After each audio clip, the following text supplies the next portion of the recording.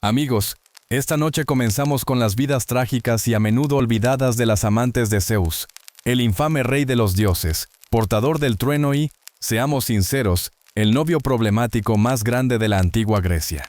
Antes de ponerte cómodo, recuerda que puedes apoyar este espacio si de verdad disfrutas de lo que hago aquí. Y dime en los comentarios desde dónde me ves y qué hora es allá. Siempre es fascinante saber quién se une desde distintas partes del mundo. Ahora, apaga un poco las luces, quizá enciende un ventilador para ese murmullo de fondo, y vamos juntos en este viaje. Europa jamás pidió convertirse en mito. Era una princesa fenicia, apenas una muchacha recogiendo flores junto al mar. El día estaba cálido, el cielo claro, sin señales ni presagios, solo el brillo del sol sobre las olas y las risas de sus doncellas. Entonces apareció el toro, enorme, blanco, con cuernos en forma de luna y ojos demasiado tranquilos, demasiado humanos. Ella no sabía que era Zeus. Solo vio a la criatura inclinarse ante ella como un perro manso. Lo acarició, rió con inocencia, y él se dejó hacer.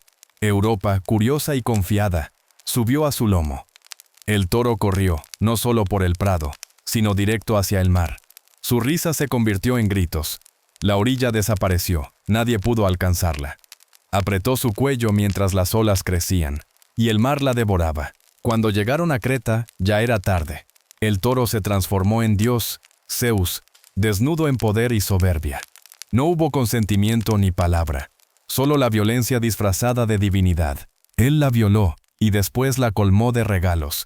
Un autómata de bronce que la vigilara, una jabalina mágica, un perro de caza infalible, como si con objetos pudiera equilibrar lo que había destrozado. La dejó en una tierra extranjera, con hijos que serían reyes, pero sin su hogar, sin voz, sin retorno. Su nombre se volvió continente, Europa, grabado en mapas para siempre. Pero ¿quién escuchó su duelo? La historia la elevó a reina, pero nunca le preguntó si quería ser parte del mito. Leda no era doncella en un campo, sino reina de Esparta, esposa de Tíndaro, mujer de rango y dignidad. Pero ni la corona protege cuando Zeus desea. Una tarde al caminar junto al río, vio un cisne herido entre los juncos, blanco, tembloroso, perseguido por un águila. Instintivamente lo tomó en sus brazos, lo sostuvo como si fuera un niño indefenso. Ese fue el momento en que Zeus actuó. El cisne era él, disfrazado otra vez en lo frágil, en lo tierno, para convertir la inocencia en arma. Lo que ocurrió después cambia según la fuente. Unos dicen que la sedujo, otros que la forzó, pero en ninguna versión aparece su decisión. Esa misma noche se unió también a su esposo, y de allí nacieron 2 huevos, de los cuales surgieron 4 hijos, Cástor y Pólux, Helena y Clitemnestra. 2 inmortales, 2 mortales, 2 destinos dobles, y ninguno ordinario. Helena incendiaría la mayor guerra, Clitemnestra se volvería asesina. Los gemelos brillarían como héroes, todo bajo la sombra de Zeus. El arte la pinta reclinada, ojos cerrados, el cisne sobre ella, como si fuera un sueño erótico. Nunca muestran el miedo, la vergüenza, el desconcierto de ser atrapada por un dios que finge ser frágil. Ella siguió siendo reina, pero siempre recordada no por su voluntad, sino por el cisne que la eligió. Io, en cambio, era sacerdotisa de Hera, consagrada, pura, apartada de la vida común. Sabía de los peligros de los dioses, pero eso no importó. Zeus no pide, toma. Una noche una espesa niebla cubrió el santuario, un velo antinatural y silencioso. De él salió Zeus, sin disfraz, solo envuelto en nube y poder, y la forzó dentro de los muros sagrados.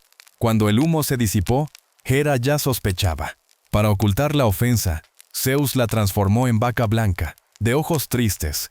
La doncella se volvió ganado, y Hera aceptó la ofrenda solo para castigarla.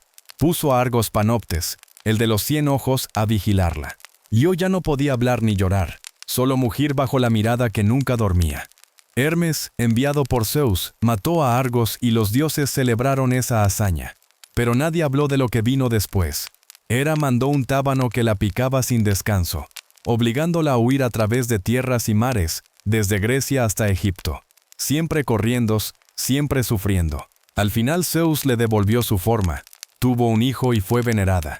Pero ese final feliz tapa todo lo que perdió. Su cuerpo, su voz, su fe, su vida de antes. La historia la convirtió en epopeya geográfica, en mito de ríos y tierras, pero en el fondo fue solo una joven reducida a bestia, castigada por algo que nunca eligió.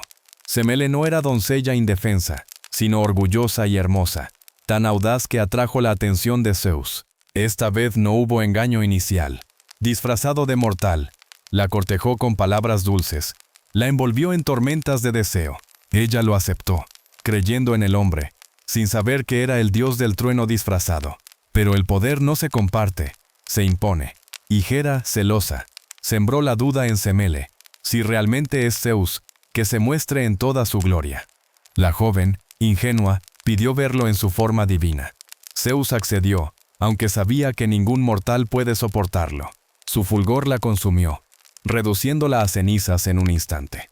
Y aún así, de su vientre ardiente, Zeus rescató al hijo que esperaba, Dionisio, dios del vino, del éxtasis y del delirio. Semele murió convertida en advertencia, víctima no solo del deseo de Zeus, sino también del juego cruel de los dioses. Así, una tras otra, las historias revelan el mismo patrón. Muchachas, reinas, sacerdotisas, todas atrapadas en relatos escritos no desde su voz, sino desde la gloria del agresor. Europa, Leda, Io, Semele. Nombres inmortalizados, pero destinos robados. Y bajo la superficie del mito, lo que queda es lo mismo. La violencia disfrazada de romance, la inocencia convertida en arma, el poder que nunca pidió permiso. En una botella de promesas brillaban estrellas, y ella le creyó. Semele se encontró en secreto con el dios disfrazado de hombre, y pronto quedó embarazada. Se atrevió a hacer lo que casi ningún mortal osaba. Quiso ver la verdad, no la máscara, no la ilusión, sino a Zeus en su forma divina. Lo que pidió no fue arrogancia, sino honestidad. Pero los dioses no saben de eso, y Hera, celosa, fue más cruel todavía. Se disfrazó de anciana y sembró la duda. Si de verdad te ama, ¿por qué no se muestra como es? Semele, insegura, pidió la prueba. Zeus suplicó que eligiera cualquier otra cosa, pero él había jurado sobre el río Estigia, un juramento imposible de romper. Cumplió, y cuando mostró su verdadero ser, fuego, relámpagos, divinidad pura, Semele lo vio y en ese mismo instante murió, consumida en llamas por la revelación. Había confiado, había amado y murió por ello. Sin embargo, en su vientre ardiente aún vivía su hijo. Zeus lo arrancó de entre las llamas, lo cosió en su muslo y de aquel vientre imposible nació tiempo después Dionisio, dios del vino, del éxtasis y de la locura ritual. Semele se convirtió en mito, luego en recuerdo, después en cenizas. Dicen que fue demasiado atrevida, que ningún mortal debe exigir ver a un dios tal cual es, pero en realidad lo único que pidió fue amor sincero, ser mirada sin engaños, y por eso fue destruida. El amor, cuando se confunde con poder, siempre quema. Calisto, en cambio, era libre como el viento. Cazadora fiel de Artemisa, había jurado virginidad y rechazado palacios y vestidos para correr por los bosques con arco y hermanas de armas. Pero ni los juramentos sagrados detenían a Zeus. La vio salvaje, riendo bajo los árboles, y la quiso. No se presentó como dios, sino disfrazado de lo más perverso. Tomó la forma de Artemisa. Calisto vio a su diosa, confió, y al acercarse descubrió tarde que no era ella. Fue engañada, usada. Algunos relatos dicen que luchó, otros que quedó paralizada. Pero ninguno habla de consentimiento. Ocultó la vergüenza hasta que su vientre la delató. Sus compañeras notaron, luego Artemisa, y el castigo cayó frío. Expulsión, destierro, como si hubiera traicionado en vez de haber sido víctima. Vagó sola, dio a luz a su hijo Arcas, y entonces Hera la castigó de nuevo. La convirtió en osa, una mujer, una madre, transformada en bestia. Años después, su propio hijo, ya cazador, estuvo a punto de matarla sin reconocerla. Zeus intervino, no por remordimiento, sino para evitar otra tragedia. Los lanzó al cielo como constelaciones, la osa mayor y la osa menor. Lo llaman honor, pero fue evasión. Calisto nunca recuperó su cuerpo, su voz ni su vida. Solo quedó dibujada en estrellas como un mito que nunca contó con sus palabras. Antes de que Zeus mirara a Dánae, su destino ya estaba maldito por una profecía. Su padre, Acrisio de Argos, temía que el hijo de ella lo matara. y para evitarlo la encerró en una cámara de bronce bajo tierra, sin ventanas ni salida, viva en su propia tumba. Creyó que así la protegería de hombres, pero no de dioses. Zeus no fue toro ni cisne. Esta vez se volvió lluvia de oro que cayó por las rendijas sobre su piel. Así concibió a Perseo, sin voz, sin elección. Cuando Acrisio supo del niño, no se preguntó cómo había ocurrido, solo vio amenaza. Metió a madre e hijo en un cofre y los arrojó al mar. Imagina a Dánae, abrazando a su bebé mientras las olas golpeaban, sabiendo que era su propio padre quien los condenaba. El cofre, sin hundirse, llegó a la isla de Sérifos, donde un pescador la rescató. Allí sobrevivió, pero el rey Polidectes quiso poseerla. Ella lo rechazó y él, en venganza, envió a Perseo a una misión imposible: matar a Medusa. Dánae esperó, sola, vulnerable otra vez. Y aunque Perseo triunfó y la liberó, su vida nunca fue suya. Fue hija, presa, exiliada, madre forzada al peligro, siempre engranaje en relatos de otros. Su resistencia quedó reducida a un pie de página en la gloria de su hijo. Alcmena fue fiel esposa de Anfitrión. Lo esperó años, rechazó pretendientes, guardó honor. Cuando él regresó, lo recibió en su lecho, o eso creyó, porque en realidad era Zeus con su rostro, su voz, su olor. Engañada, pasó una noche interminable en brazos de un impostor. Al día siguiente llegó el verdadero marido, y ella comprendió, demasiado tarde. Estaba embarazada de 2 hijos, Ificles, mortal, y Heracles, hijo del dios. Hera lo notó y, como siempre, descargó su furia sobre la inocente. Mandó serpientes al cuarto de los bebés, pero el pequeño Heracles las estranguló con sus manos. Desde entonces la persecución no se detuvo. Hera lo enloqueció hasta que asesinó a su esposa e hijos. Y Alcmena, la madre que nunca eligió a Zeus, tuvo que ver cómo su hijo sufría y arrastraba una culpa impuesta. Vivió marcada por la intrusión divina, sin reconocimiento ni disculpa, apenas recordada como madre del héroe. Nadie escribió sobre el terror de descubrir a un dios con la cara de tu esposo, ni sobre la carga de criar un hijo nacido de la mentira. Antíope, princesa de Tebas, tampoco fue salvada. Zeus se le apareció no como luz ni animal, sino como sátiro, mitad hombre, mitad bestia, y la forzó en los campos. La historia apenas se detiene en su resistencia. Huérfana de dignidad, embarazada, huyó, pero su propio padre la persiguió para castigarla, y su tío Lico la capturó. La entregaron a Dirce, su esposa, que la encadenó, la golpeó, la humilló durante años, tratándola como esclava. Los gemelos nacidos de Zeus, Anfión y Ceto, fueron abandonados y criados por pastores. Ella quedó atrás, sola en su tormento. Cuando los hijos crecieron y descubrieron la verdad, arrasaron Tebas, mataron a Lico y ataron a Dirce a un toro hasta destrozarla.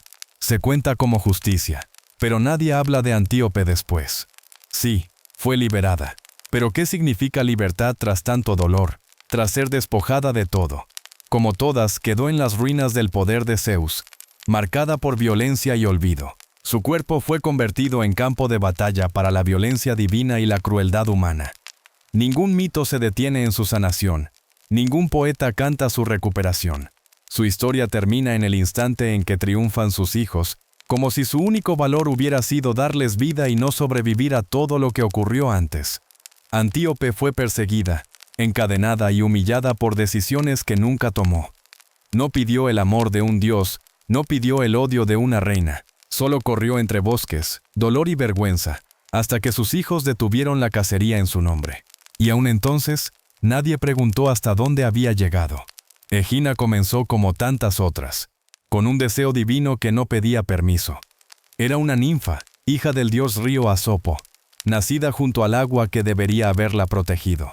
Pero nada protege a una mujer una vez que Zeus fija su mirada. Él la raptó. Unos dicen que la llevó en forma de águila, otros que simplemente la arrancó de la orilla y la alzó al cielo hasta una isla desierta, donde nadie escuchó sus gritos. Allí, aislada y sola, él se adueñó de ella. El lugar fue rebautizado con su nombre, Egina. Como si nombrar la isla bastara para ennoblecer la violencia, como si dejarla marcada en mapas borrara lo sufrido. Dio a luz a Eco, futuro rey. Era como siempre. No castigó a Zeus, sino a la mujer. Su ira se dirigió contra la tierra. Lanzó una peste. Los habitantes cayeron muertos. Los campos se secaron. La isla se volvió tumba. Egina, rodeada de cadáveres, nada pudo hacer. Sin poder divino, solo fue una madre atrapada en una roca maldita. Entonces Zeus, quizá por compasión o más bien por orgullo, transformó hormigas en hombres, los mirmidones, guerreros incansables que repoblaron la isla. Pero Egina, ella vivió rodeada de esos hombres nacidos de insectos, con su propio dolor sepultado bajo la gloria de los demás. Su hijo fue honrado, su pueblo recordado, pero ella quedó reducida a un topónimo. Otra víctima convertida en geografía. El nombre de Elara apenas aparece en los textos antiguos, un murmullo en el teatro mítico. Era princesa mortal, digna y discreta, hasta que Zeus la deseó. Esta vez no hubo disfraz ni engaño, solo miedo. Temiendo la ira de Hera, Zeus la escondió bajo tierra, literalmente, encerrada en una cueva sin aire ni sol. Allí, en la oscuridad, quedó embarazada. Su hijo no fue un delicado semidios, sino un gigante, Ticio, tan enorme que su cuerpo no cabía en el suyo. Creció y creció hasta desgarrarla desde dentro. Así murió Elara, no en gloria ni en paz, sino en parto, en soledad, su vientre convertido en tumba. El mito pasa de largo y se concentra en Ticio, castigado después en el inframundo. Ella apenas recibe una nota al pie. Zeus, que la enterró para protegerla, nunca volvió a levantar la piedra.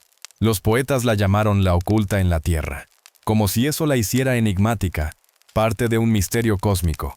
Pero no era un misterio, era una mujer sepultada viva por un deseo que no pidió.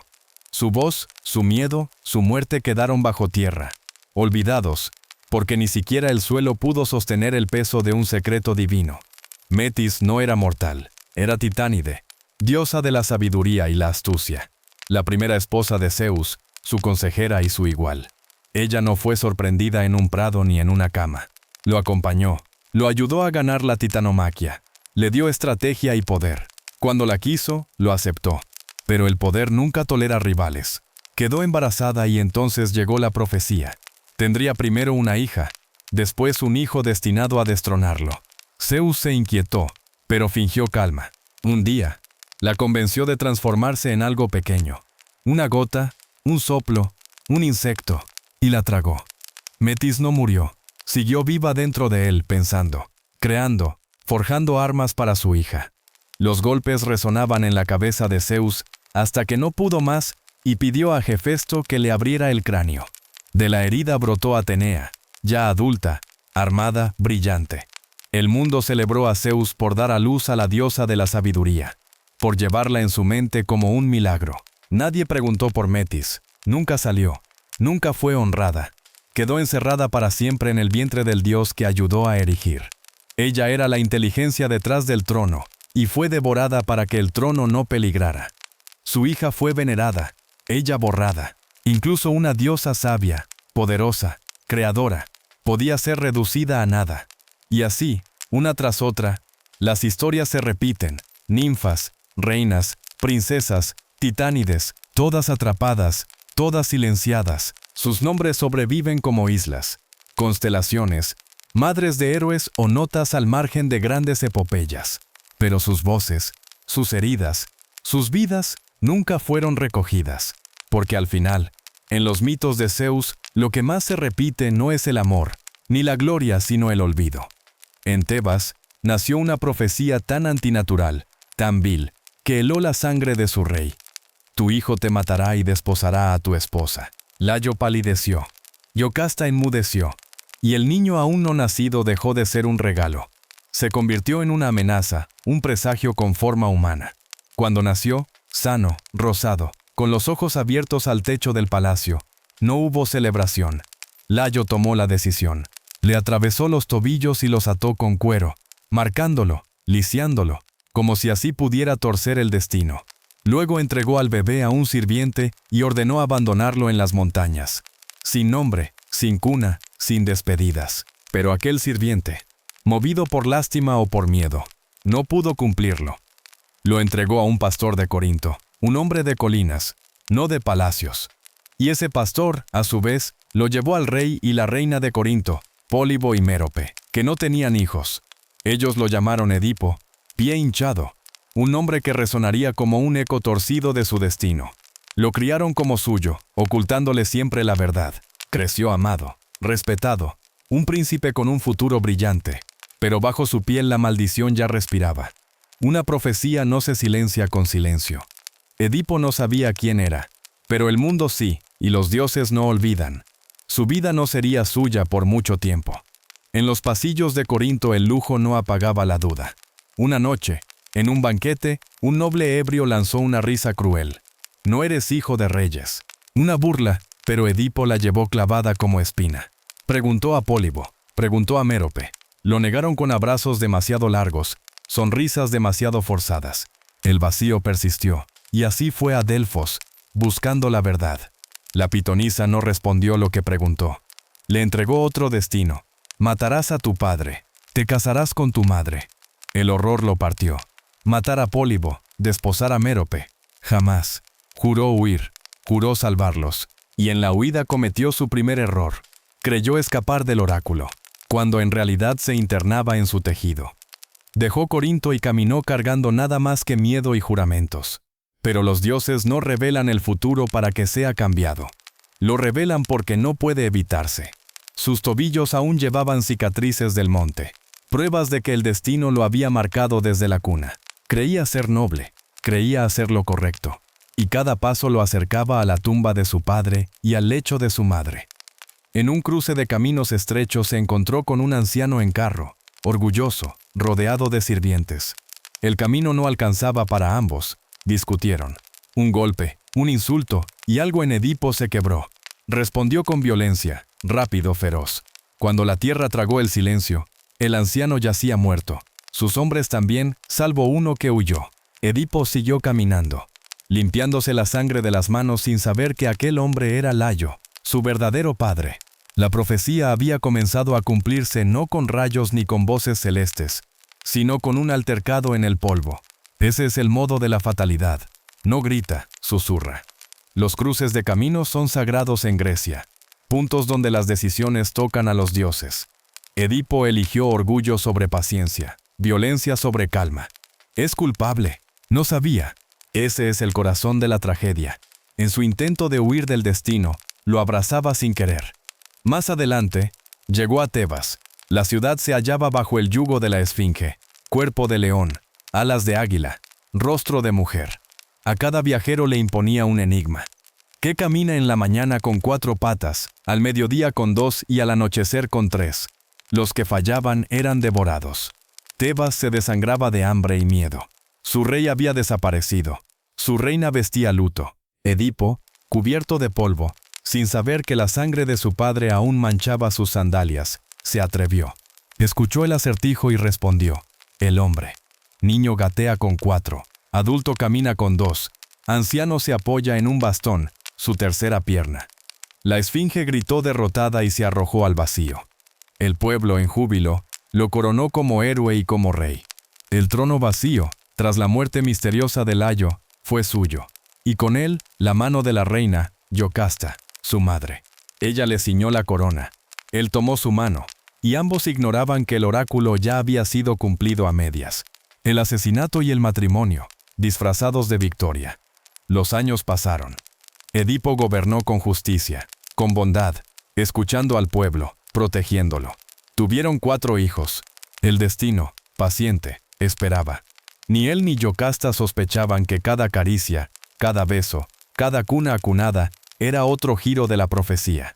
El niño que había sido rescatado del monte, creció para convertirse en rey y padre, construyendo con Yocasta una nueva Tebas, como si el pasado se hubiese borrado. Pero el destino nunca olvida, solo espera.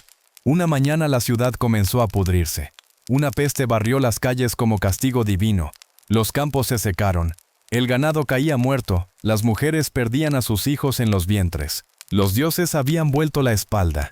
Y el pueblo desesperado clamó al rey: «Tú que derrotaste a la esfinge, sálvanos otra vez». Y Edipo lo intentó. Envió mensajeros al oráculo de Delfos, y la respuesta llegó como cuchillo. La tierra está manchada. El asesino del rey Layo vive impune en Tebas. Encuéntralo, exílialo. Solo entonces cesará la plaga. Edipo se plantó ante su gente y juró descubrir al culpable. No tembló, no sospechó. Creyó que era otro, un traidor escondido, un enemigo invisible. Se obsesionó. Cada susurro era pista, cada silencio sospecha.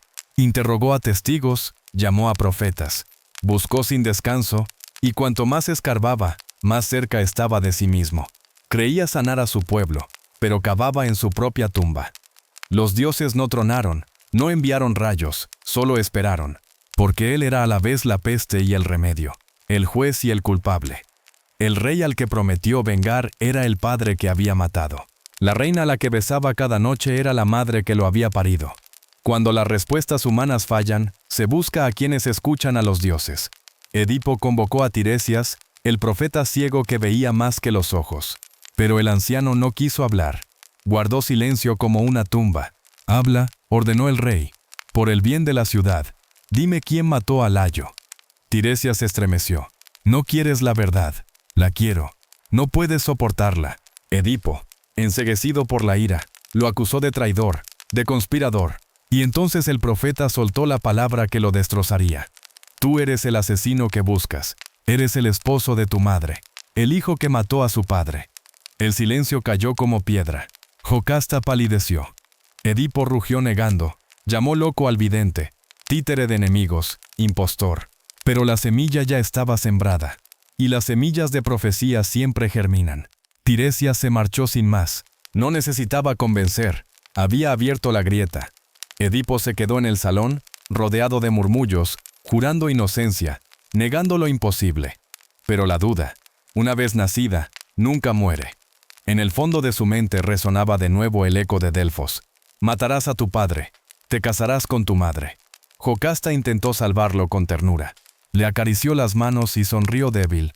«No escuches a los oráculos, no significan nada. También a nosotros nos anunciaron una vez que nuestro hijo mataría a su padre. Y lo dejamos morir en la montaña. Ese niño nunca vivió». El corazón de Edipo se congeló. Un bebé abandonado, tobillos atravesados. Sintió de golpe la vieja punzada en sus pies, cicatrices que siempre había llevado. Preguntó más. Demasiado. ¿Qué montaña? ¿Qué siervo? ¿Cuándo? Jocasta suplicaba que se detuviera. «No remuevas el pasado. Eres un buen rey, un buen hombre. Eso basta». Pero él no podía detenerse. La profecía lo presionaba como daga en el pecho. Tiresias había abierto la herida. Las palabras de Yocasta vertieron sal. Y Edipo envió a buscar al anciano sirviente que lo había cargado siendo recién nacido. Yocasta lloraba, rogaba. «No sigas, te lo suplico. Te amo. Tenemos hijos. ¿Qué importa quién fuiste?» Pero para Edipo la identidad no era consuelo. Era condena esperando ser descifrada. Creía que si llegaba a la verdad podría vencerla, resolverla como había resuelto el enigma de la esfinge. No entendía que esto no era un acertijo, era destino. Y el destino siempre cobra su precio. Jocasta lo comprendió demasiado tarde. Había sospechado, había callado, había preferido el silencio al derrumbe. Pero ahora él estaba arrancando huesos del suelo, y ella lo miraba como si ya no fuera su esposo, sino un extraño. «Estás perdido», susurró. «Y si sigues, yo también lo estaré». El siervo compareció temblando, no por los años, sino por los recuerdos. Había servido a Layo, había sostenido al niño en sus brazos, había atravesado con cuero los tobillos delicados del infante. Había visto su sangre caer en la hierba. Lo dejó en el monte Citerón, pero no lo mató. Otro pastor lo recogió, y ese pastor lo entregó a los reyes de Corinto. Y allí, bajo seda y cuidado, había crecido el mismo niño que ahora preguntaba con voz temblorosa quién era en realidad. Y la verdad, al fin, se cerró como trampa. Edipo era aquel hijo, el hijo abandonado, el hijo maldito, el asesino de su padre, el esposo de su madre. El círculo estaba completo. Cuando el anciano finalmente habló, el suelo se inclinó bajo los pies de Edipo. «Ese niño eras tú», murmuró entre lágrimas. Y en ese instante, el aire del palacio se detuvo. El rey de Tebas, vencedor de enigmas, esposo amado y padre orgulloso, era el mismo niño que debió morir en la montaña. El hijo que había crecido lejos de su sangre había regresado a ella como polilla al fuego. Había matado a Layo en la encrucijada. Había desposado a Yocasta, su madre. Había engendrado hijos que eran al mismo tiempo hermanos e hijos, hijas y hermanas. El golpe de la verdad cayó como trueno. Toda su vida había huido de la profecía, convenciéndose de que su voluntad y razón podrían derrotar al destino. Y sin embargo, cada paso lo había llevado directo al abismo que temía. No gritó, no negó, se quedó inmóvil, como si el tiempo lo hubiese abandonado.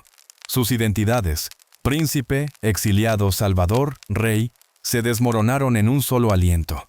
Él era la peste, no los dioses, él, cada rezo sin respuesta, cada cadáver en las calles, cada niño ahogándose en fiebre, era consecuencia de su destino arrastrando a toda una ciudad.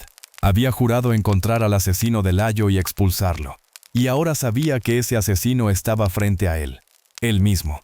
Pero antes debía enfrentarla a ella, la mujer que lo había coronado, besado, amado, parido. Yocasta no esperó escuchar más. Lo había visto en el rostro de Edipo, en la forma de sus preguntas, en el filo insoportable de sus sospechas. La verdad había invadido el palacio como humo. Ella la había ocultado durante años, disfrazándola de deber, maternidad y silencio. Pero ahora ya no quedaba velo. Edipo era su hijo, el niño al que había condenado a la montaña por miedo a una profecía que había considerado demasiado cruel para cumplirse. Y ese mismo augurio había regresado convertido en esposo, en padre de sus nietos, en rey. No gritó, corrió. Atravesó pasillos y guardias. Desapareció en la alcoba donde nadie se atrevió a seguirla. Allí, en la cama donde había sido madre y esposa a la vez, puso fin a su vida. Algunos dicen que se colgó. Otros, que usó el broche de su túnica como daga. Lo único seguro es que no pidió ayuda. Abandonó el mundo en el mismo silencio en que lo había soportado. Cuando Edipo la encontró, cayó de rodillas. Tocó su rostro, sus vestidos, el cuerpo que lo había sostenido de niño, recibido de hombre y ahora yacía como cadáver. No habló, nada podía decirse. Los dioses ya habían hablado siglos antes en Delfos. Matarás a tu padre, te casarás con tu madre. Y la profecía estaba cumplida, impresa en cada ruina de su vida. Afuera, el pueblo todavía esperaba justicia. Dentro, solo quedaba silencio. La reina que no pudo soportar la verdad eligió escapar. El hombre que la desenterró eligió castigarse. Hay verdades que los ojos no deberían ver jamás. De pie ante el cuerpo de Yocasta, Edipo tomó su decisión. No huiría, no suplicaría. Tomó los broches de su esposa y se los clavó en los ojos, una y otra vez, hasta que la sangre corrió como lágrimas rojas y la luz abandonó su mundo. ¿Por qué ceguera? Porque sus ojos lo habían engañado. Habían visto amor donde había incesto, justicia donde había asesinato, salvación donde solo había ruina.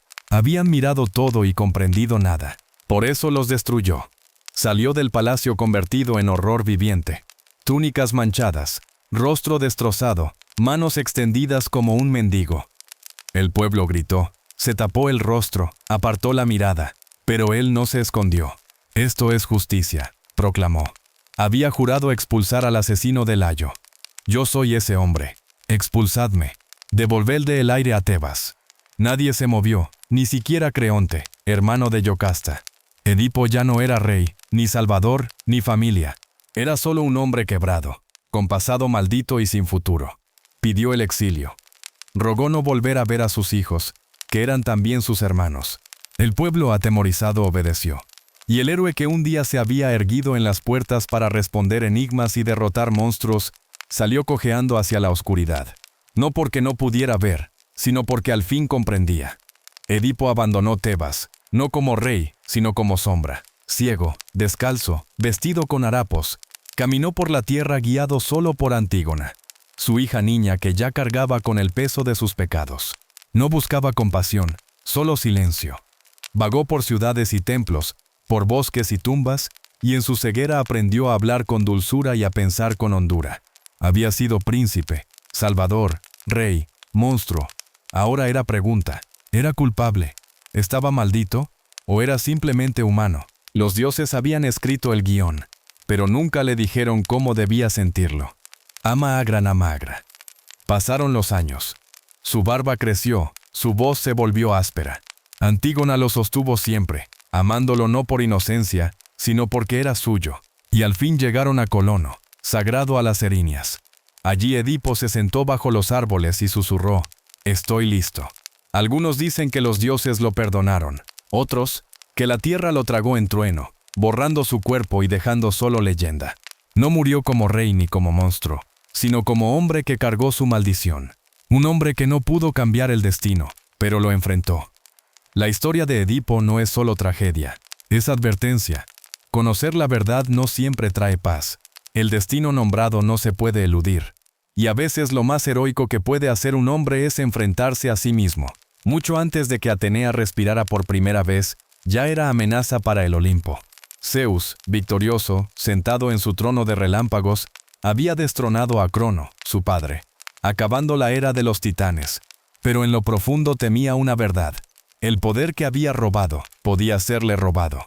Y entonces llegó la profecía, no en gritos de oráculo, sino en susurro de Gea y Urano. Si yaces con Metis, el hijo que engendre te derrocará. Zeus se detuvo. Metis no era cualquier diosa. Era la sabiduría encarnada, astuta, sutil, su consejera y compañera en la guerra contra los antiguos. No era víctima, era igual. Y ahora estaba embarazada de su hija. Metis llevaba en su vientre al hijo de Zeus. El primero, decían, sería una hija sabia y fuerte. Pero el segundo sería un hijo varón. Y ese hijo sería más grande que Zeus, más poderoso, más sabio, destinado a destronar el cielo. Zeus conocía ya el aguijón de la profecía. Él mismo había sido el que derrocó a su padre, y sabía lo que ocurría con quienes esperaban demasiado. No podía matar a Metis, pues eso violaría la ley divina. Así que hizo lo impensable, la devoró. Sí, Zeus abrió su boca y tragó a la diosa entera. Su mente, su magia, su hijo no nacido. Como Crono había tragado a sus propios hijos, Zeus repitió el ciclo, pero no la digirió. Metis no desapareció. Permaneció dentro de él, pensando, susurrando, creando. La sabiduría no se disolvió, aguardaba. Y así Zeus caminaba por el Olimpo con la calma en los ojos y la tormenta en la sangre, convencido de haber derrotado al destino, de haber cerrado el camino de la profecía. Pero los dioses deberían saberlo. La profecía no muere, solo se transforma. Dentro del dios del trueno crecía una diosa. No en tinieblas, sino en resplandor.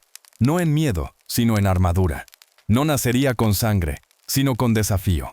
Atenea estaba llegando. Zeus se engañaba creyendo que había destruido la amenaza. Caminaba altivo por los salones del Olimpo. Imponía rayos a su antojo. Y los dioses se inclinaban. Pero el miedo no se digiere. Dentro de él, Metis seguía viva, no como sombra, sino como pensamiento activo, como consejo en sueños, como estrategia repentina que nacía en su mente. La diosa lo habitaba, y en ese crisol mental algo increíble estaba sucediendo. Un hijo se gestaba, no en un vientre, sino en un cráneo. No era débil, no daba patadas, no se agitaba suavemente. Forjaba armaduras en las grietas del pensamiento. Un casco hecho de resolución, una lanza hecha de ideas, y el martilleo resonaba en su cabeza día y noche, cada vez más fuerte, cada vez más insoportable, hasta que Zeus, el rey del cielo, rugía de dolor y golpeaba sus sienes. Ningún dios osaba acercarse, pero el dolor humilla incluso a los reyes. Zeus finalmente llamó al herrero divino. Hefesto llegó, forjado en llama y silencio, y no hizo preguntas. El padre de los dioses se arrodilló, temblando y gritó, «¡Golpea!», y el herrero alzó su hacha y la hundió en la frente del dios del trueno.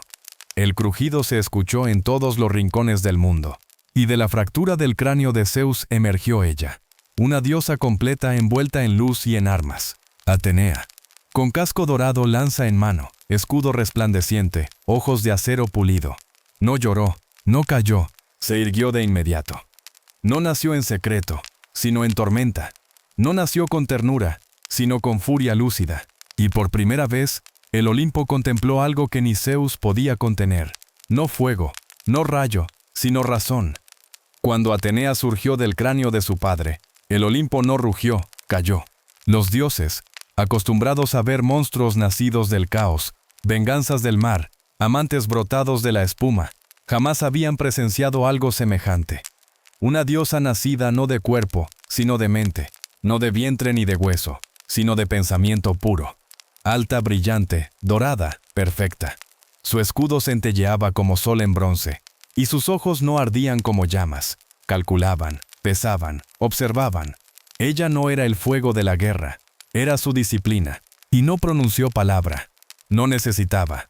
Los dioses murmuraron, Afrodita parpadeó, Hera frunció el ceño, Ares bufó, pero nadie cuestionó su lugar. Ella no arrebató el trono como Zeus, no engañó como Hermes, nació como respuesta. Zeus, con la herida aún sangrando, miró a su hija y no la temió. Debería haberlo hecho, no porque lo traicionara, sino porque lo superaría en lo esencial. Él gobernaba con rayo. Ella gobernaría con claridad. Él quebraba lo que no podía doblegar. Ella doblaría sin quebrarse. Ese día, el Olimpo no solo ganó una diosa, ganó una conciencia. Atenea fue nombrada diosa de la sabiduría. Sí, pero era más que eso. Era estrategia. No actuaba desde la furia, sino desde el cálculo. No se dejaba arrastrar por la pasión, sino por el plan. Era pausa antes del golpe, y eso la hacía peligrosa. Para algunos, era un prodigio, afilada como espada, serena como mar antes de la tormenta. Para otros, una amenaza envuelta en belleza. Ares la miraba con recelo. Él luchaba con rabia. Ella luchaba para vencer. Los dioses celebraron, brindaron, ofrecieron dones. Pero bajo la música, el Olimpo cambió.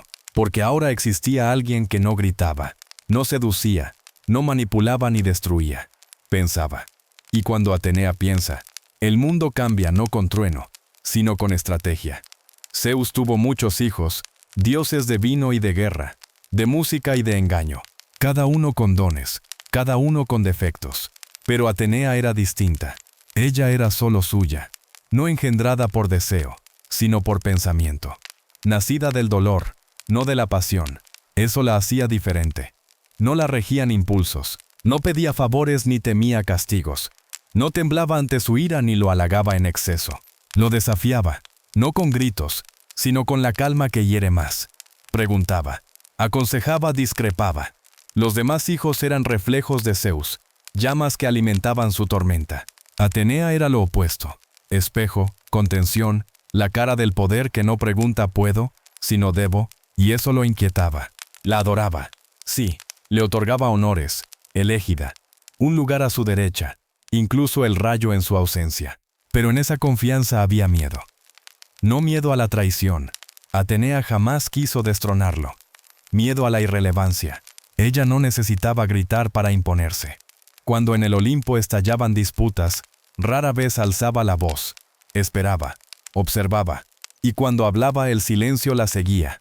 Su palabra pesaba porque traía pensamiento, y así empezó a guiar, incluso sin ser convocada. Entre los mortales, Atenea no solo estaba presente, planeaba.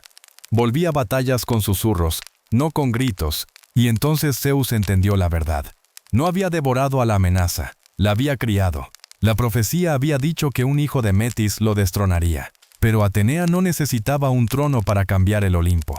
No deseaba el poder como los otros, porque ella misma era poder, sutil, calculado, preciso. Y eso aterraba más a Zeus que cualquier rebelión. Porque mientras él gobernaba el cielo, ella comenzaba a gobernar la mente. No por la fuerza, sino por influencia. Y en el Olimpo, la influencia lo es todo. Atenea eligió la soledad, no por miedo al amor, sino porque no lo necesitaba. A diferencia de Afrodita, que agitaba el deseo de dioses inmortales, Atenea se mantuvo intacta. No tuvo amantes, ni consortes, ni cadenas. Su poder no venía de la seducción ni de la maternidad, sino de algo más raro, independencia. Fue virgen por elección, y en el Olimpo eso era una declaración. Nadie podía reclamarla, nadie podía someterla. No se definía por vínculos, solo por propósito. Y su propósito era proteger. Era guerra, sí, pero no la de ciudades arrasadas por placer. Ese era Ares, su medio hermano, que se deleitaba en la sangre. Ella calculaba la victoria, donde él cargaba ciego de furia. Ella trazaba emboscadas, donde él gritaba y sangraba. Ella esperaba en silencio y golpeaba donde dolía más. Los griegos la venerarían no solo como diosa de la sabiduría, sino como guardiana, protectora de ciudades, constructora de muros, defensora de la ley. Su armadura no era para gloria, sino para deber. Caminaba el campo de batalla como un cirujano en su sala, serena, exacta, eficiente. Jamás desperdiciaba un golpe, jamás alzaba su lanza sin motivo. Los mortales la temían, pero también la rezaban, porque si su causa era justa y su ciudad recta, Atenea lucharía por ellos. Y a diferencia de otros dioses, no pedía templos empapados de sangre. Exigía inteligencia, valor, estrategia. En los mitos, no se dejó tentar por la vanidad. Cuando un escultor se atrevió a representarla demasiado hermosa, destruyó su obra, no por rabia, sino para recordarlo. No estoy aquí para ser admirada, estoy aquí para actuar. Incluso los dioses la trataban con cautela. No porque fuera cruel, sino porque era segura. No necesitaba gritar para hacerse oír. Hablaba con verdad, y la verdad estremecía los cielos. Una diosa de la mente, una guerrera de la mesura, una protectora que no necesitaba probar su poder, porque todos lo sentían. Atenea, la virgen guerrera, estaba sola en el Olimpo, no porque nadie la quisiera, sino porque se pertenecía solo a sí misma. No todos los dioses eran amados por igual, ni todas las ciudades nacían de la guerra. Cuando un pequeño pueblo en Grecia debía elegir a su patrono divino, dos dioses se adelantaron.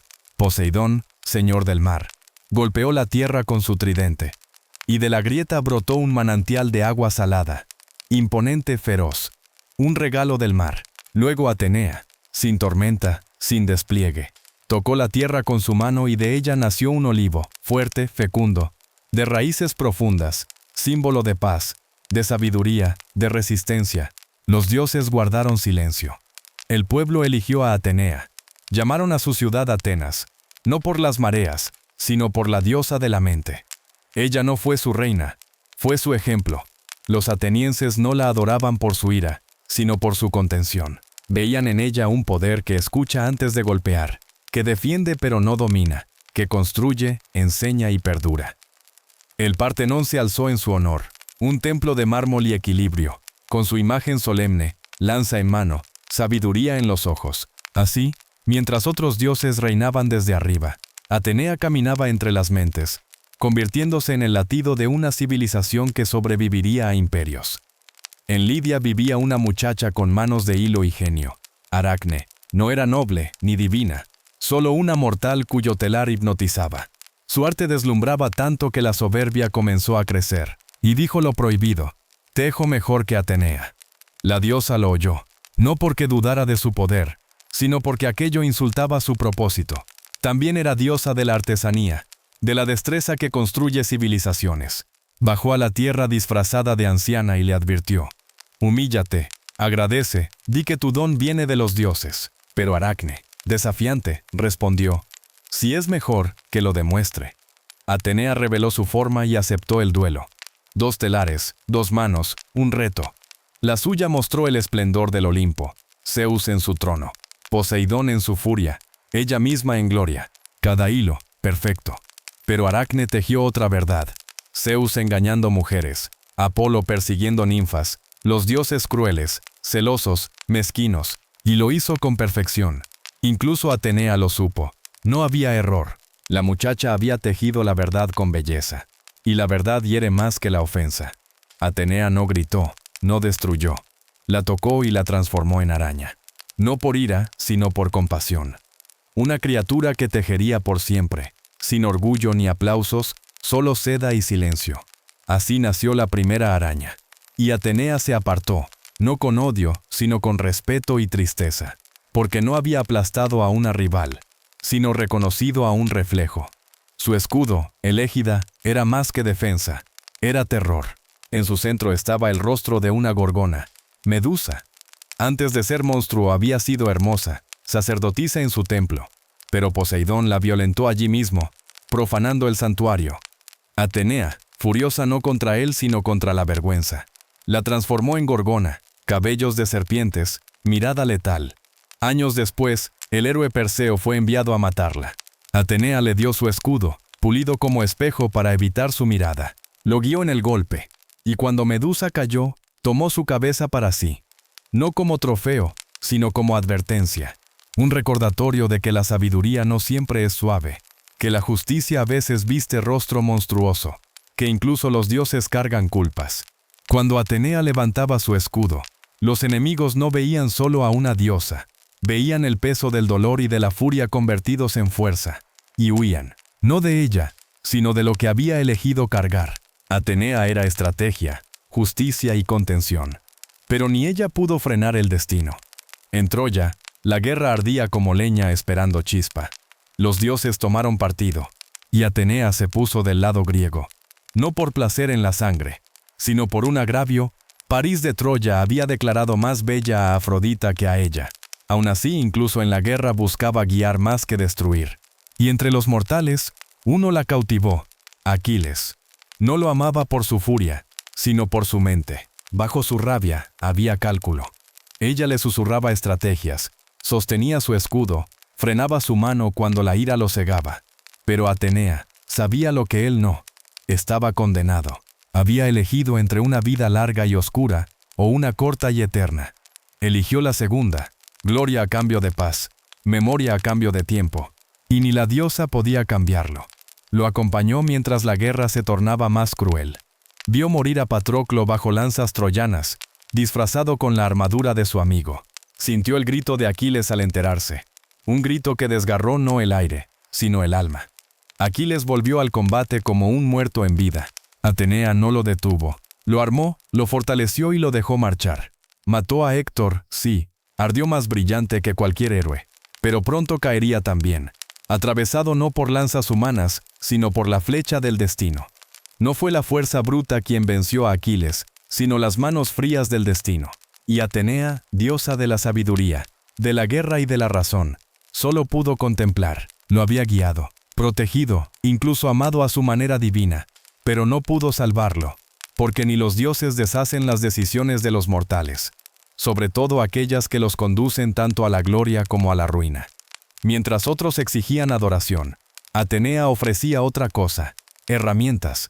No entregó el fuego, eso fue Prometeo, sino el conocimiento de cómo usarlo, cómo darle forma, cómo transformar el caos en civilización.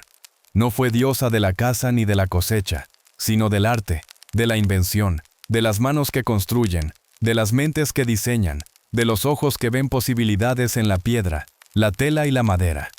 Enseñó a los mortales a domar caballos, no solo a montarlos, sino a guiarlos, a ponerles yugo, a convertir la fuerza salvaje en surcos y carretas. Mostró a las mujeres cómo tejer, no solo por belleza, sino por supervivencia, abrigo, refugio, arte.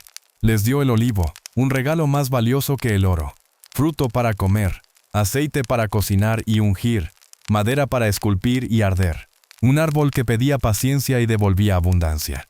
Mientras otros dioses daban armas, Atenea daba instrucción. Donde Ares gritaba por guerra, ella levantaba murallas, diseñaba fortalezas, enseñaba a pensar antes de atacar. No ponía fin al conflicto. Ningún dios podía, pero enseñaba a combatir con propósito, con inteligencia. Para los griegos no era solo divina, era práctica. No flotaba por encima de sus vidas, caminaba entre sus decisiones, susurraba en oídos de herreros, guiaba las manos de arquitectos, moldeaba no solo su fe, sino su futuro. Inspiró las primeras leyes, las primeras filosofías, los primeros planos, una justicia con columna vertebral, una sabiduría armada, y a diferencia de los dioses que ofrecían dones por ira, lujuria o compasión, los de Atenea nacían de algo más puro, amor, no cálido ni sentimental, sino amor como fe en el potencial humano. Ella creyó que los mortales podían ser más que animales, que podían edificar algo duradero, justo y sabio. Sus templos no pedían sangre, pedían pensamiento. Sus dones no eran milagros caídos del cielo, eran semillas. Y con el tiempo esas semillas se volvieron ciudades, poemas, leyes, historias. Incluso ahora, cuando elegimos la razón antes que la furia, la disciplina antes que el caos, el pensamiento antes que el impulso, seguimos viviendo en el mundo que Atenea soñó. El tiempo desgasta incluso a los dioses. El Olimpo, que fue centro del mundo, se apagó. Los templos cayeron, las estatuas se desmoronaron, nuevos imperios alzaron otros nombres en oración, y sin embargo Atenea permaneció, no en mármol, no en mito, sino en la mente. Mientras otros se convirtieron en leyendas de pasión, trueno o celos, ella se volvió otra cosa, un ideal, un símbolo de lo que aspiramos ser. Justicia sin crueldad, poder sin corrupción, inteligencia sin soberbia. No gobernó con miedo, sino con razón. Y cuando los dioses callaron, su voz siguió resonando en tribunales, en escuelas, en cada ciudad edificada sobre el pensamiento, y no sobre la violencia. Su fuerza no fue nunca la brutalidad, fue el legado. Vivió en las filosofías, no en las batallas, en preguntas, no en órdenes, en libros, no en espadas. Su búho se hizo símbolo de claridad, su olivo, raíz de cada civilización que valoró la ley y la mente. Su espíritu susurró en la pluma de Platón, en los planos de Da Vinci, en la rebeldía callada de cada mujer que se atrevió a hablar en un mundo que quiso silenciarla. Atenea no fue solo para el campo de batalla, lo fue para el constructor, el pensador, el que sostiene la línea cuando todos los demás buscan una hoja de acero. En cada era volvió su imagen, renacida no como diosa sino como idea. Una mujer en armadura, cabeza erguida, ojos agudos, negándose a callar. Siempre distinta, siempre la misma. Aún espera en cada mente que pregunta, ¿hay un camino mejor? No más fuerte, no más rápido, más sabio. Los mitos se desvanecen, los templos caen, pero la sabiduría sobrevive.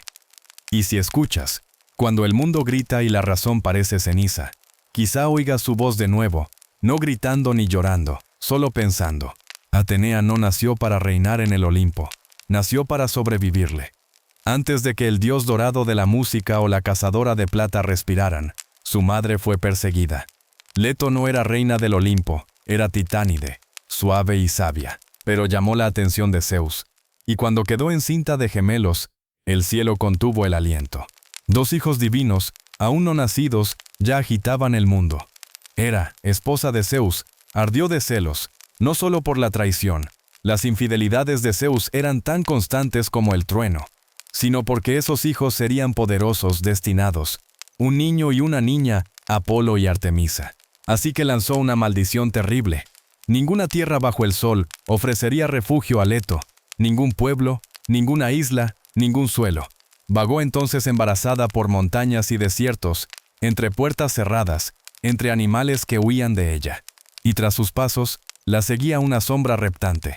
Pitón, la serpiente monstruosa nacida de Gea, guardiana de antiguos oráculos, tan vasta que cubría montañas con su cuerpo. Algunos decían que Hera la envió, otros que fue obra del destino. No buscaba matarla de inmediato, sino hacerla sufrir, obligarla a huir. La tierra la rechazaba. Los dioses callaban, y aún así Leto seguía andando, sosteniendo su vientre, prometiéndole a los que llevaba dentro que nacerían, que se alzarían aunque el mundo intentara negarlos. No era guerrera, no tenía arma, pero cargaba con dioses, y en su silencio había desafío. Los gemelos vendrían, luz y sombra, sol y luna, y hasta la tierra maldita temblaría cuando abrieran los ojos. Leto llegó al borde del colapso. Había vagado por todo el mundo conocido, con los pies llagados y la respiración rota. Ningún suelo la aceptaba, ningún santuario la recibía. Pero entonces llegó un rumor, una isla errante, sin raíces, flotando en el mar Egeo como piedra olvidada.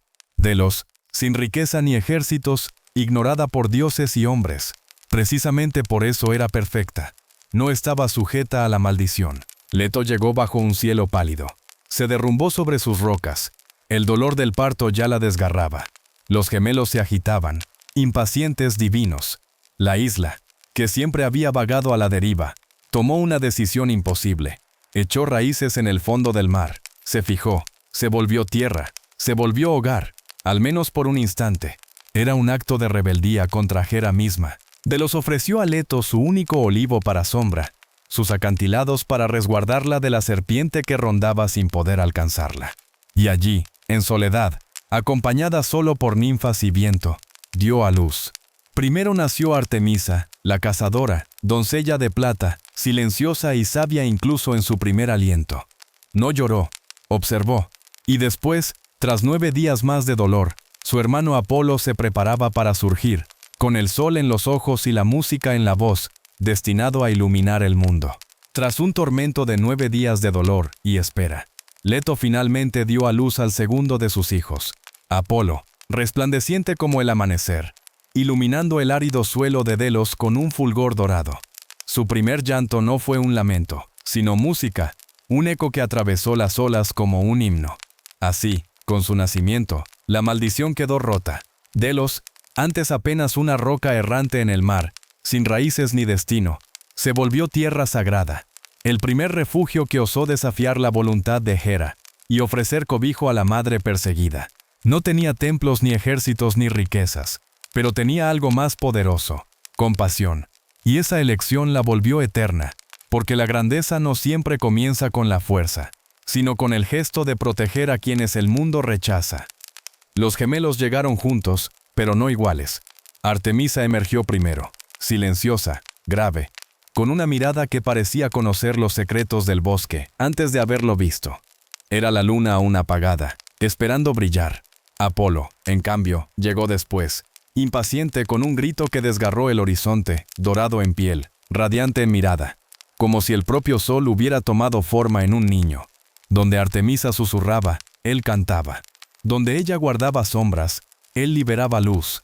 Aun siendo recién nacidos, su naturaleza ya se revelaba.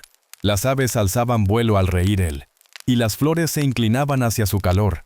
La luna parecía girar hacia ella cuando sus dedos trazaban un arco invisible.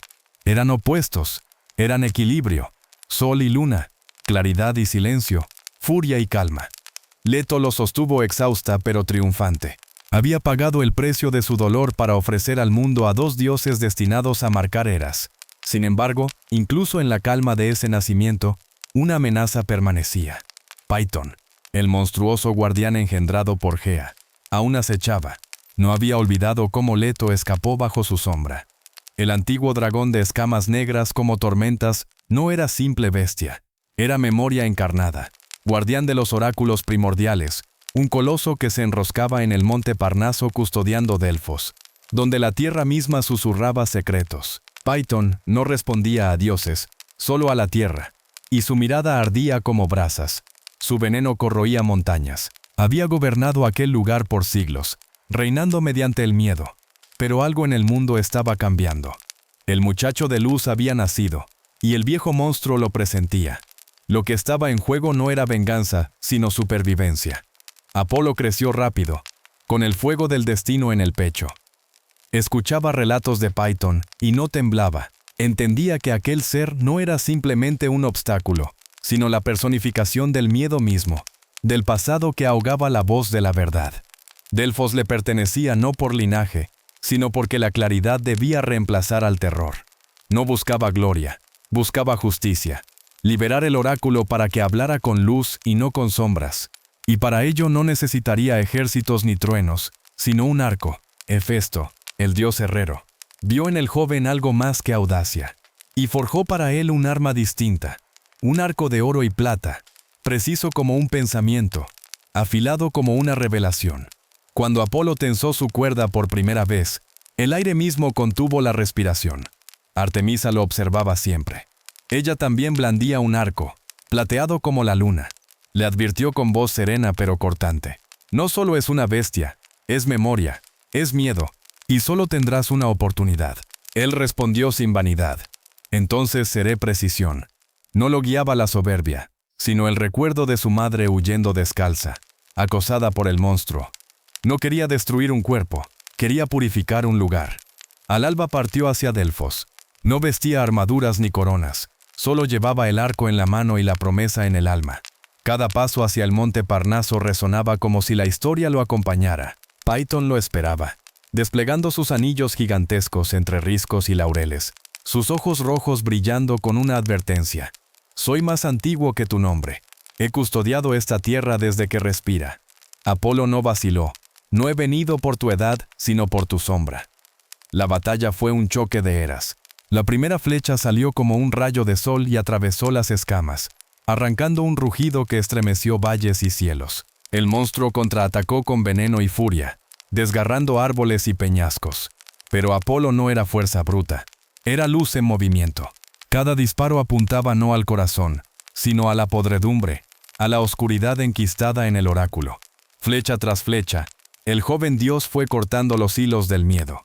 Al final, cuando Python abrió sus fauces para devorarlo, Apolo lanzó el proyectil decisivo, una flecha directa a la boca, que atravesó el monstruo desde dentro. El silencio que siguió fue como un amanecer. Python cayó, y con él, el dominio de la sombra. El monte exhaló. Las piedras dejaron de temblar. El oráculo despertó, ya no enmarañado por voces oscuras, sino preparado para hablar con claridad. Apolo no reclamó Delfos con cadenas ni con tronos, sino con un regalo. Instauró a la Pitia, una mujer mortal que, inspirada por sus visiones, sería el canal de la verdad. No ofrecería certezas absolutas, sino enigmas que obligaban a pensar, porque la verdad nunca se regala, se conquista. Así Delfos se volvió corazón de Grecia, no por temor sino por reflexión. Mientras tanto, Artemisa no estuvo junto a él en la batalla. Permaneció en el bosque, sintiendo desde la distancia el momento en que la serpiente cayó. Supo en el silencio de los árboles que la sombra se había deshecho y que el oráculo respiraba otra vez. Ella, la cazadora, respetó que aquel combate era de su hermano, pero lo acompañó en espíritu, como siempre. Sol y luna, destinos distintos, un mismo pulso. Artemisa contempló en silencio, sin lágrimas ni sonrisas, con el orgullo sereno de quien sabe que su papel es distinto, pero no menos divino. Su templo no eran los muros ni los altares, sino los bosques indomables. Mientras la luz de Apolo se alzaba sobre las ciudades, sus sombras danzaban en los claros, donde él ofrecía oráculos y profecías. Ella susurraba instinto y presentimiento. Él traía claridad, ella, intuición. Nunca estuvieron destinados a recorrer la misma senda, pero sí a ascender juntos, complementarios como sol y luna. Así, mientras Apolo reclamaba Delfos, Artemisa se adentraba cada vez más en los dominios salvajes, conversando con lobos, enseñando a los ciervos a moverse como espectros, envolviéndose en el fulgor frío de la luna, y tensando su arco de plata. Los hombres no la olvidaban en la sombra de la fama de su hermano. Al contrario, la temían aún más. No la celebraban con cantos, sino con ofrendas silenciosas en piedra. La invocaban las doncellas en busca de protección, los cazadores antes de la persecución, las comadronas en el instante crucial del nacimiento. Ella respondía no con fuego, sino con presencia. Si Apolo iluminaba templos y ciudades, ella habitaba en el viento, en la pausa del peligro, en los caminos no transitados. No necesitaba Delfos, su reino era la espesura. Y en la cima de una colina, bajo un cielo sin luna, alzó los ojos y murmuró solo para su hermano. Has encendido el mundo, yo custodiaré su silencio. Así nació el equilibrio. Apolo, dios de la música, la poesía y la luz, celebrado por su belleza y esplendor, también llevaba sombras. Bajo la armonía de su lira ardía un temperamento implacable. Su ira no era caótica como la de Ares, ni caprichosa como la de Hera. Era quirúrgica, certera, devastadora. El mundo lo aprendió con dolor. Entre todos los mortales, ninguno lo entendió demasiado tarde como Marcias, el sátiro de patas de cabra. Este había encontrado una flauta abandonada por Atenea, y la tocaba con tal arte que osó desafiar al propio dios de la música. Un mortal contra un dios, un duelo imposible. Apolo aceptó. Marcias tocó primero, salvaje, lleno de alma. El bosque entero se inclinó ante sus notas, pero entonces Apolo alzó su lira, y lo que surgió fue claridad pura, sonido tan perfecto que cegaba. No satisfecho, volteó el instrumento, lo tocó al revés, y además cantó mientras lo hacía. Miró al sátiro. ¿Puedes hacer lo mismo? Marcias no pudo, y Apolo no perdonó. Al dios que había mostrado piedad con Python, no le tembló la mano ahora. Lo desolló vivo, cuerda por cuerda, en una cueva donde aún se escuchan los gritos. Los dioses miraron con horror. Artemisa misma frunció el ceño, pero el rostro de su hermano permaneció impasible. No hubo placer en el castigo, solo la fría certeza de la justicia como él la entendía. Apolo podía regalar luz, pero exigía respeto. Delfos sería un lugar de sabiduría, pero también de disciplina. Los mortales acudían en busca de respuestas y se marchaban con advertencias. No mientas, no presumas, no desafíes la armonía, porque incluso el sol puede quemar. Esa dualidad se reveló también en la guerra de Troya. El conflicto llevaba años, dioses y héroes hundidos en sangre sobre las playas. Y no fueron las lanzas ni las espadas las que doblegaron a los griegos, sino la ira de Apolo. Agamenón, rey altivo, había tomado como esclava a Criseida, hija de un sacerdote del dios. El anciano rogó su liberación, ofreciendo oro y súplicas. El rey lo humilló y lo expulsó. Fue su error fatal. El sacerdote alzó las manos, y Apolo escuchó. Descendió sin ruido, invisible pero inexorable, con su arco de plata en mano. Cada vez que tensaba la cuerda, un guerrero caía, no atravesado por flechas, sino consumido por fiebre. Los perros aullaban, el aire se corrompía, los hombres se desplomaban incapaces de alzar el escudo.